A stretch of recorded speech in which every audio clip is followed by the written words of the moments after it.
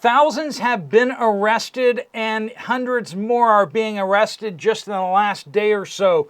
Now the news is coming out that in Manchester, 22 have now been arrested, not for protesting in the UK, but rather because they posted on social media about it, friends. And so, though I am in the relative safety of the United States, I want to make sure that our voice of all the people around the world is being heard. The legitimate grievances that are being spoken of over in the UK should be heard. They should be heard loud and clear, and they should gain traction. Now, there are always going to be excesses out there, and when you have people being banned from posting anything about these topics on social media, and you have legitimate claims, legitimate gripes, and that's an understatement and a half. As we go through some of these media articles out there alleging, this is from the Daily Mirror, this is just one small city in the UK, 1,400 instances of rape and sexual assault reported but not taken by social workers or by the police to move towards any sort of legal action. 1,400 cases. It's been estimated by the Daily Mirror that this case across these kinds of cases across the United Kingdom number to approximately 1 million victims. These are crimes, violent crimes being committed in a systematic way that the police are systematically ignoring. Now, we see this to a much lesser degree in the United States, but over in the UK, this has been going on longer. There has been zero consequences for the people that have come into the country and doing this. And because of that, they have grown so emboldened by this, so emboldened that they do not think that they will ever be held to account. And they're not being. And so the people of the UK are upset about the brutal stabbing murders of these young children. But that is just merely the trigger point to activating people, the millions of people who know friends and family members who have been assaulted, and the police told them to shut up. 22 people in Manchester yesterday were arrested for posting on social media. They didn't show up at a protest. They didn't break a window. They posted on social media. This is, to say an outrage, is beyond comparison. And when you look at the policing action against anyone who stands up and holds up signs like, "Leave our innocent kids alone," "Save the children," "Kids die, media lie," these type of protesters with waving their UK flags peacefully are being savagely assaulted by police forces, attacked with batons, having attack dogs sicked on them. Meanwhile, the immigrant gangs, the Pakistanis, the Somalis, from all around the world, Muslims though, see, notice that we say immigrants, but we're really talking about Muslims here. Because they're the ones who are forming these gangs, these brutal assault gangs. When they go out on the street with axes and knives and are stabbing and hatcheting people, smashing people's cars, surrounding cars and attacking them, where are the police? The police mysteriously aren't there. There was a protest just yesterday where the people were angry and chanting. Why were they angry and chanting? Because they were peacefully protesting day before, and the Muslims came out of the mosque armed with hatchets and knives and attacked the crowd. One person died from that. No police action against the violent. And you just watch the media. And they'll all say that this is violent unrest by far-right agitators. Far-right agitators. Okay, so what'd they do? What'd they do? Okay, they're burning rubbish in the streets. They're marching and chanting. Okay. But what did they do? They have now set fire to a hotel. Okay, that's not good. That's not good. Were they stabbing people and beating people? No. No, the Muslims were. The Muslims have been. But they burned the hotel where there was an alleged, and, you know, we have to say alleged for legal reasons, right? But the people there know that hundreds of, we're not supposed to say that word, are we? Assaults were taking place out of that. Women and children abducted into that building and assaulted. And the police have done nothing. Can you imagine? I put it as a thumbnail. Remember the 5th of November. Because that's really interesting that that's the election day. Combined with, if you've ever seen V for Vendetta. If you haven't seen V for Vendetta, that's actually a movie I would recommend watching. Remember the 5th of November, the gunpowder, treason, and plot. I know of no reason why the gunpowder treason should ever be forgot. It's about a man who stirs up the people through his imagery and through his inspiration to overthrow their government, their tyrannical government. Kind of appropriate. I don't have my flags up right now because my UK flag is not yet here. It will be here in a couple days. And when I talk about the UK, we're going to put the UK flag up there.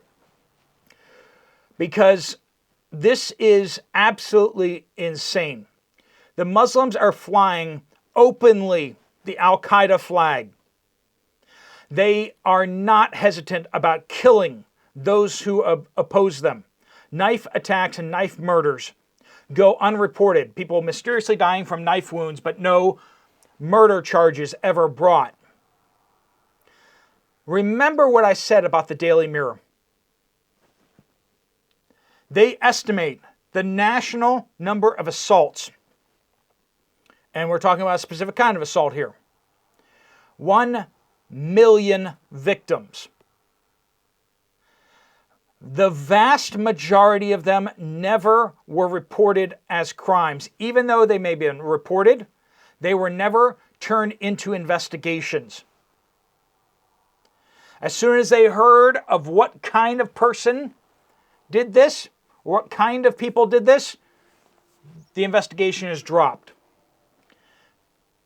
And any time that there actually is an investigation or actually is charges brought, it's because the local people put so much pressure on the police and the local government. But then we see the local government bow to that pressure somewhat, and then they immediately start attacking the people that put that pressure on them.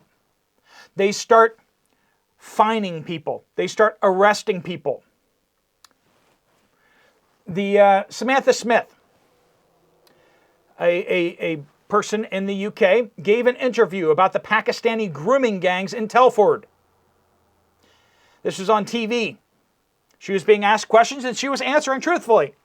The next day, officers were beating on her door, demanding that she speak with them and harassing her because she gave an interview and said things that they didn't like. Not because they were so, wow, there's information here, we need to prosecute these crimes. Does she have evidence of these crimes? No. They demanded that she be silenced and that she never speak of these things again under penalty of law. Friends, when the legal system exists to protect the criminals from the ordinary citizens, we have the obligation to resist. Unjust laws must be resisted. And that is what is happening over in the UK. Do I agree with everything that has happened? No, I do not. I do not support violence against people. I don't condone that. I don't think that a lot of the incidents that have happened over the last number of days necessarily should have happened. But they are taking place in a place where there are no legitimate options of protest. If you protest on the streets, you will be arrested, as many are. You may be stabbed in front of a police officer by a Muslim immigrant, and they will not lift a finger to protect you. If you protest online, on social media, the police will cut down your door and arrest you. You'll be thrown in jail for inciting comments. Are you seeing the vision of where the United States is going? This is already, Canada is on the fast track there as well. Canada is a little ahead of the United States for sure. Already criminal offenses for speaking. Pastors up in Canada being arrested and have been arrested the last several years for speaking things that the government did not like to hear. Even in church services. If you read the wrong verse out of the scriptures in the presence of a police officer or someone who chooses to complain, you can go to jail in Canada. In the UK, that's absolutely the case. You read the wrong scriptures and people will send you to jail. Remember the 5th of November is two calls for the UK to seriously consider that you really need to do something, because if you don't speak up now, you will not have another chance. That's where you are. It's terrible. It's terrifying. In the United States, this November 5th, you do have a chance to speak up. This may be your last chance to speak up legally before your voice will cost you a lot more. What do we do in times like these? Friends, we must have courage. We must have wisdom. Sometimes the direct course of action is the right course of action. Sometimes it's the only course of action. Sometimes it's not that this is going to be successful or I hope this is going to be successful, but rather it is because it is morally right and I have a moral obligation to do it. Other times it's best to go with the flow for a bit while you take actions. What to do in these hard and trying days, I highly recommend to every single person. In the Bible it says that if any man lacks wisdom, let him ask of God, who gives graciously and without judgment. But that man must ask in faith, believing that he will receive. This might be a good time to pray, to seek God's wisdom for the situation, just as our forefathers in the United States sought our God's wisdom in how to approach King George. And this led them into open revolt. Perhaps that's what needs to happen. I can't speak for other countries. I've never been to the UK, though I may be appearing in the UK at some point in the future. I don't have answers for you. I have suggestions. I have thoughts. But in these tough times, there are very few options and very few good options, if any at all. But yet we must still live. We must still make choices. We must still interact. I was talking about this the other day in the video, talking about how here in the United States, if the election doesn't go our way, what do we do then? Because they're going to be bringing into force things that are going to completely strip us of our rights and turn us into Canada, and then after a little while into the UK. But given how the United States works, it seems like we lag behind, and then suddenly we leapfrog ahead. We go further in and faster in than any other country ever has. You see this with the rainbow crowd, right? The United States has leaped past Europe, and now Europe is looking ahead at us and going, you guys are crazy. You guys are nuts.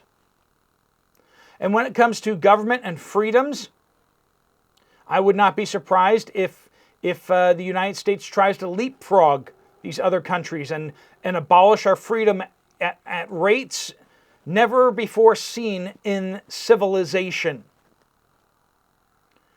What will we do in those days? Well, I think the best option is to not have those days, not to get to those days, and to take it as seriously today, and to take the actions today so that we do not have to take those actions in the future. In the UK, I don't have answers for you. It is one big mess, and I frankly don't understand the situation as well as you guys do there. I would suggest communication, but I know that your electronic devices and everything you have is being wiretapped. Social media is being infiltrated. Things that you post, things that you text, all these things are being intercepted and used against you to persecute you. So I don't have answers for that other than, basic operational discipline. Do not have these things in rooms when you talk to people. Move these things out of the room. You can try turning it off. That won't do any good. These things still act as microphones when they're off. These things are equipped with GPS trackers, and they are constantly transmitting your tracking information to all sorts of parties. You cannot have those Brics on you when you meet with people. You cannot have them around when you talk with people. You cannot use them to communicate to other people. So how do you communicate with people? I know it's difficult. At these protests, you should be talking to as many people as possible. You should adopt alternate names so that you don't know people's real names, you know people's alternate names. And other people don't know your real name. You guys need to start thinking about masking. You seriously need to think about masking. Now realize that if your mask doesn't cover your eyes, it doesn't necessarily protect you from facial recognition. If you put your mask on in view of a camera and then walk a little bit, they can track you back to before you put your mask on. So be aware of that. You can be identified by your clothes. This is why some of the groups that are acting out in the United States wear kind of uniforms. Are these answers to any of these problems? No, but they're things to think about. Hard days are ahead for everybody. Our prayers are with you, people of the UK. I pray that you will find justice for the millions of victims in your country. For you to somehow deal with these traitors that you have in government, and even the traitors that you have in the police departments. It's horrifying what you face. And I don't wish to be there at all. But friends, pray, seek God, and have courage. People in the United States and elsewhere, this is a warning to you. Do not allow things to get to the way they have been in the UK, where they are in the UK. Because it is so much harder to go back. than it is to stop things in their tracks. All right, friends. Thanks so much for watching. If you want to check out another video from this channel, there's one right up here. I'll see you over there, or I'll see you guys later. Steve Poplar of the Poplar Report, out.